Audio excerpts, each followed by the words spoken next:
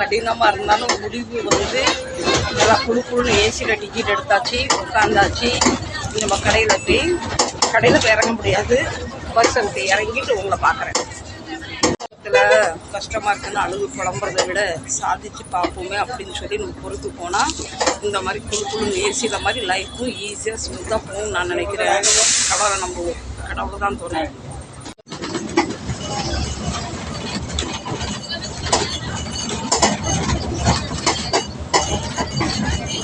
Back to Bhavani லைஃப்ல இதோ நம்ம வேலைக்கு பிறப்பிட்டாச்சு. நம்ம அண்ணாச்சி காலையில் இன்னைக்கு 7:45 பிறப்பிட்டாச்சு. இப்போ நானும் பிறப்பிட்டேன்.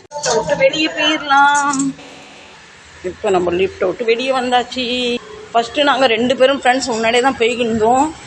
போகும்போது நான் பிறப்பிட்டு போகும்போது அவர் கூட வீட்டு வேலைலாம் பிறப்பிட்டு போகும்போது அவருக்கு கடைக்கு போகிறதுக்கு 9:10 ஆயிடுது, சிலப்போ 10:30 ஆயிடுது. கஸ்டமர் ஃபோன் பண்ணி லபோதிபன் கஸ்டமர் வந்து இவரை திட்டவும் இவர் என்ன திட்டம் இதை வச்சு தினம் பிரச்சனை ஓடிக்கிட்டு இருந்தது. வரமா போகணும். நான் உங்கள்கிட்ட பேசிக்கிட்டே வண்டிக்காரர் நம்ம மேலே ஏறிடுவார். எனக்கு எப்படி காலையில் எல்லா வேலையும் முடிச்சுட்டு போயிட்டா வீட்டுக்கு நைட்டுக்கு வரதுக்கு 10:30 மணி ஆகுதா.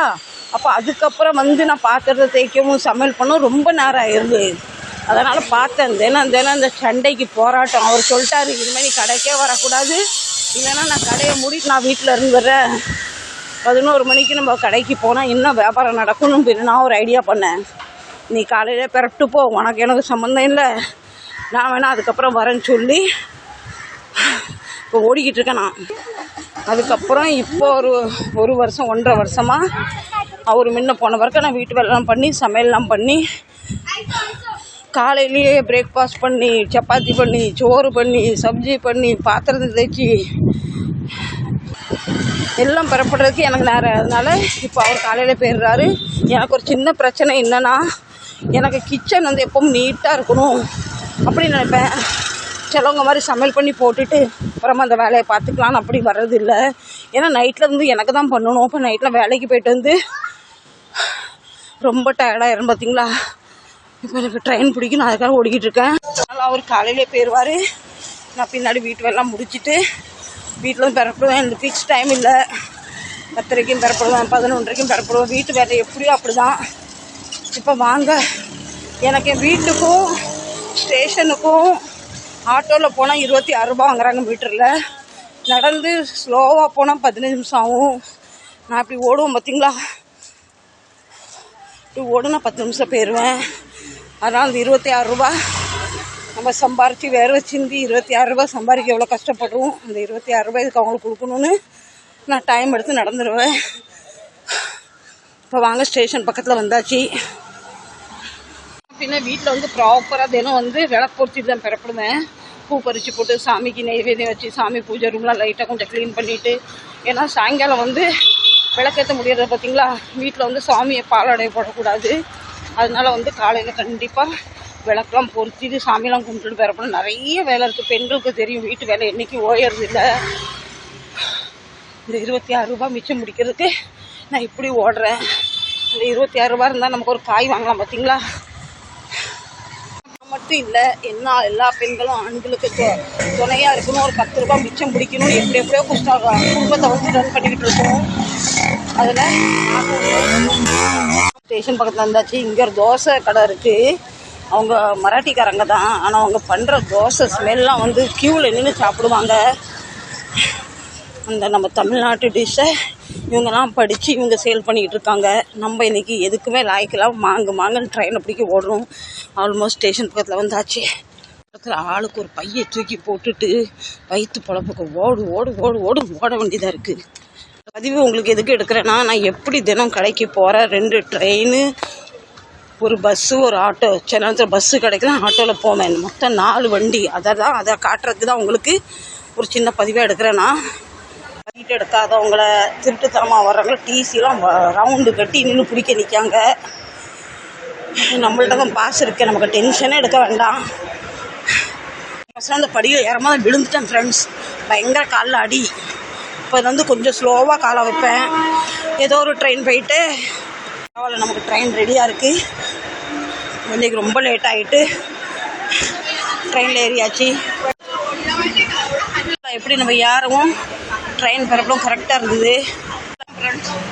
ஏன்னா ஓடு ஓடு ஓடு ஓடு ஓடின்னு இது ஃபஸ்ட்டு ட்ரெயின் சிபிடி பேலாப்பூரில் இருந்து நேருலுக்காக. இப்போ நம்ம நேருல இறங்கிட்டு பார்க்கலாம் சரிங்களா. வந்து ட்ரெயினில் இருக்கோம். இனி அடுத்து வந்து சியூட் வரும். என்னால் அங்கே நிற்கவே முடியல, காலெலாம் வலிக்குன்னு வந்து சக்குன்னு வந்து சீட்டில் வந்து உட்காந்துட்டேன். நீ சியூட்டுக்கு அடுத்து நேருல். ஓகே, இப்போ நான் அவசரத்தில் என்ன செஞ்சுட்டேன், ஸ்லோ ட்ரெயினில் ஏறிட்டேன். ஃபாஸ்ட் ட்ரெயின்னா ஜல்லுன்னு போய்கிட்டே இருப்பான், இது கொஞ்சம் ஸ்லோவாக தான் போகும் இந்த வண்டி. இப்போ பாருங்கள் சியூட் ஸ்டேஷன் வந்திருக்கு. எல்லா ஸ்டாப்லையும் சும்மா ஒரு நிமிஷம் நிற்பாங்க. அந்த ஒரு நிமிஷத்துக்கு முன்னே நம்ம தடப்படா ஏறிடணும், 10-100 பேர் ஏறிடுவாங்க. நான் மட்டும் இந்த ஓட்டம் கிடையாது, இந்த மும்பையில் வாழ்கிற எல்லா மக்களுமே வேலைக்காக இந்த ஓட்டம் தான் ஓடுவாங்க. 4வது நம்பர் பிளாட்ஃபார்த்தில் நம்ம வந்து லேண்டிங் ஆச்சு, அதுதான் இவங்க என்ன ஓடுவாங்க. இப்போ நமக்கு 1ஆம் நம்பர் பிளாட்ஃபார்த்துக்கு ஓடணும். ஓட்டம் தான், நான் மட்டும் கிடையாது. ரொம்ப 1ஆம் நம்பர் பிளாட்ஃபார்ம் வந்தாச்சு. அங்கே நான் 2ஆம் நம்பரில் வந்துட்டேன். கூட்டத்தை பார்த்துக்கங்க. இப்போ இதுக்கு நடுவில் இவ்வளோ நேரம் எனக்கு ட்ரெயின் கிடச்சா போதும் நான் வந்து டென்ஷனாக இருந்தேன். ஆனால் இப்போ ஒரு இன்னும் டென்ஷன், இந்த கூட்டத்துக்கு நடுவில் நான் எப்படி ஏறுவேன், ப்ளஸ் எனக்கு உட்கார்றதுக்கு இடம் கிடைக்குமா, இதுதான் இப்போ சவால். எல்லாமே காலையில் வேலைக்கு போகிறவங்க எல்லார் முகத்துலேயும் ட்ரெயின் வருமானு கவலை, ட்ரெயின் வந்த பின்ன உட்காரக்கு இடம் கிடைக்குமான்னு கவலை. ஓட்டத்தை பாருங்கள், இதுதான் மும்பை நகரி வாழ்க்கை. நீங்களாம் எப்படி போவீங்கன்னு சொல்லுங்கள். கண்டிப்பாக நமக்கு ஒன்றும் ட்ரெயின் வர்றதுக்கு ஒன்று 1 நிமிஷம் கரெக்டாக இருக்குது. வந்துட்டு இந்த ட்ரெயின் வந்து டானாவில் வருது. நேருலில் வந்து எல்லோரும் இறங்கின பின்ன ஏரூர் டானா டு நேருல் இந்த இவ்வளோ ட்ராவல் போகும். இந்த நேரத்தில் சில பிள்ளைங்க எனக்கு கீழே தள்ளி விட்டுட்டு ஏறிட்டு போயிடுவாங்க. நான் இந்த நேரத்தில் வலி தாங்காமல் கியாமான்னு கத்திக்கிட்டு இருப்பாங்க. கூட்டத்தை பாருங்கள்.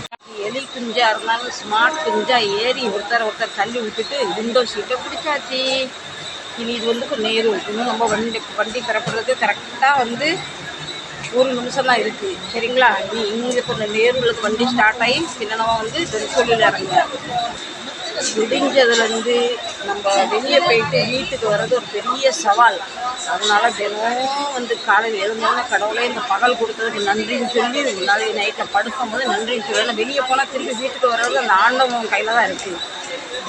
யாரும் இது ஆகாது, இருந்தாலும் அப்படியே சும்மா ஒரு எனக்கு தோணிச்சு சொன்னேன். ஜாக்கிரதையாக போய்ட்டு ஜாக்கிரதையாக வரும். நீங்களும் எப்படி ட்ராவல் பண்ணுறீங்கன்னு கண்டிப்பாக சொல்லுங்கள். ஓகே, நம்ம ட்ரெயினும் மூவிங் ஆகிட்டு இனி நேராக கன்சோலி இறங்கி இறங்கின பின்னா நம்ம எப்படி போகிறோம்னு பார்க்கலாம் சரிங்களா. நீங்களும் கூட ட்ராவல் பண்ணுங்கள். நீங்கள் எங்கெங்கேருந்து பார்க்குறீங்க எனக்கு தெரியல. உங்களுக்கு வீட்டில் இருந்தே நான் மும்பையோட தரிசனம் பண்ணிட்டேன். பின்ன அதுக்கப்புறம் மும்பையோட லைஃப்பும் சொல்லிட்டேன். நிறைய பேர் நினைக்காங்க நம்ம இந்த ஊரில் இருந்தால் நம்ம லைஃப் நல்லா இருக்கும், அந்த ஊரில் இருந்தால் லைஃப் நல்லா இருக்கும். எங்கே இருந்தாலும் நமக்கு தான் சாதிக்கணும், எங்கே இருந்தாலும் நமக்கு தான் கஷ்டப்படணும். ஓகே, வீட்டில் எழுந்து வேலை பார்த்து ரிலாக்ஸாக இல்லாமல் உட்காருக்கு நேரம் கிடைக்காம, டீ குடிக்கிறதுக்கு நேரம் கிடைக்காம, நின்றுக்கிட்டே நட்டமாக டீ குடிச்சு இந்த ட்ரெயினில் இப்படி உட்காந்துட்டு வெளியே வேடிக்கை பார்த்துட்டு போகிற சுகமே வேறு சுகம் நான் நினைக்கிறேன். இதுதான் நம்ம பெண்களுக்கு கிடைக்கிற ரிலாக்ஸ். போகிற வேலைக்கு போகிற பெண்களுக்கெல்லாம் எப்படி கம்மல் ஜிமிக்கி என்னென்ன வேணும் எல்லாம் வாங்கிடலாம். வெளியே கடைக்கு போகிறதுக்கு நேரம் இல்லாத கடவுள் புண்ணியத்தில் ட்ரெயின்லாம் விற்க வந்துடுது. இப்போ நமக்கு கன்சோலி ஸ்டேஷன் வந்துட்டு நான் வாங்கலாம் தான் நினச்சேன். 10 ரூபா எதுவும் இல்லை, எது எடுத்தாலும் 50 ரூபா 30 ரூபா. அதனால வாங்க நம்ம போய் இறங்கிடலாம். நீ அடுத்து நமக்கு பஸ்ஸா ஆட்டோவான்னு அங்கே போனால் தான் தெரியும். எனக்கு எது சீக்கிரம் கிடைக்கும் அதில் போயிடுவேன். ஆட்டோவில் போவோம். இப்போ ஆட்டோக்காரர் சொல்கிறா 15 நிமிஷம் ஆகுமா சீட்டு ஃபுல்லாகிறதுக்கு. அந்த 15 ரூபாய்க்கு நம்ம வெயிட் பண்ண வேண்டாம்.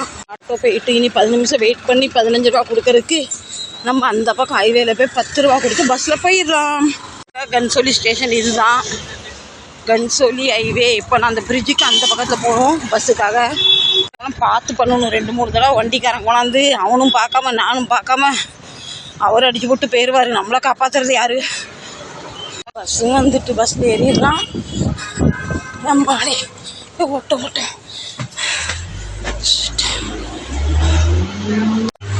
இப்போ பஸ்ஸில் ஏறி டிக்கெட்டு எடுத்தாச்சு.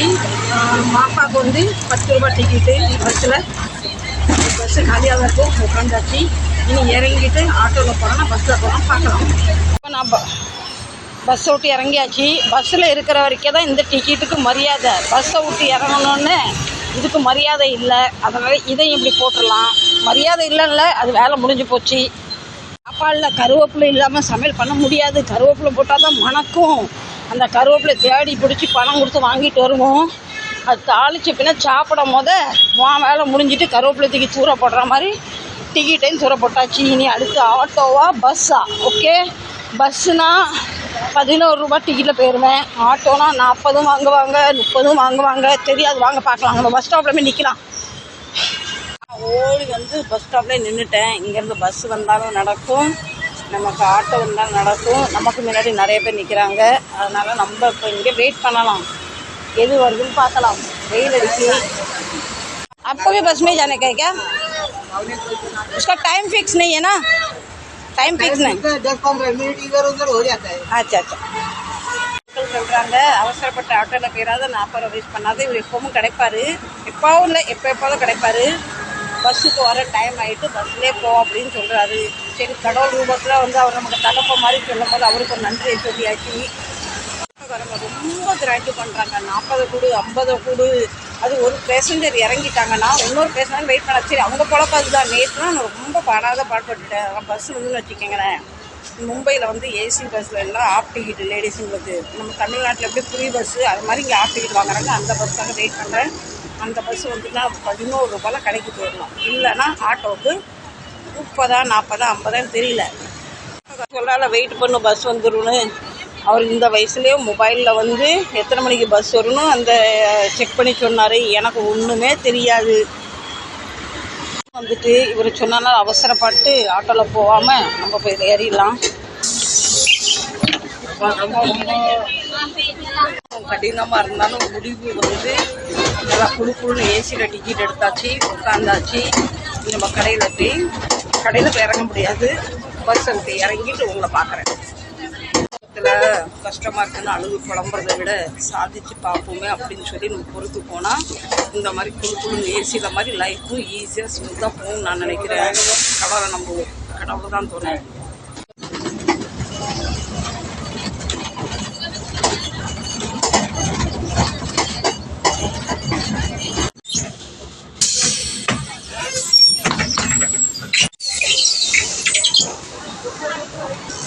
இப்போ நம்ம பஸ்ஸுக்கார தம்பியும் நம்மளை ஜாக்கிரதையாக பத்திரமா 11 ரூபாயில் கூட இறக்கி விட்டாரு. தம்பிக்கு நன்றி சொல்லிவிட்டு நம்ம இப்போ கடையை பார்த்து பிறப்பிட்டாச்சு.